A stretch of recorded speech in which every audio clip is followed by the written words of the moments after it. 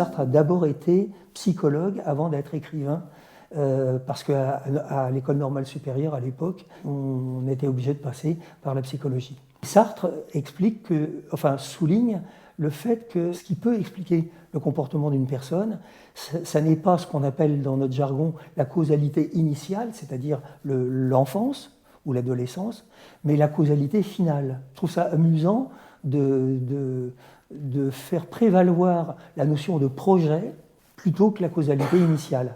Alors en fait, on peut tenir compte des deux, mais la causalité finale, c'est vers quoi vais-je et qu'est-ce que je vais réaliser pour moi.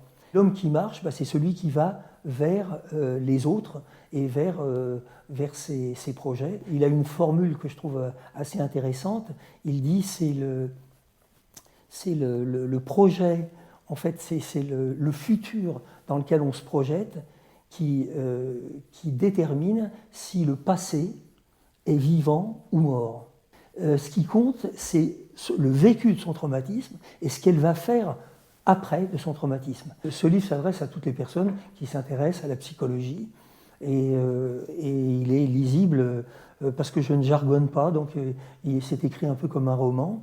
Il y a beaucoup de cas cliniques, il y a une dizaine de cas cliniques de patients avec lesquels j'ai dû faire avec. Et je me suis rendu compte que ce qui comptait, c'était vraiment le vécu. Je terminerai sur pas une blague, mais simplement une phrase que je dis souvent à mes étudiants. À force de se pencher sur son passé, on finit par tomber dedans.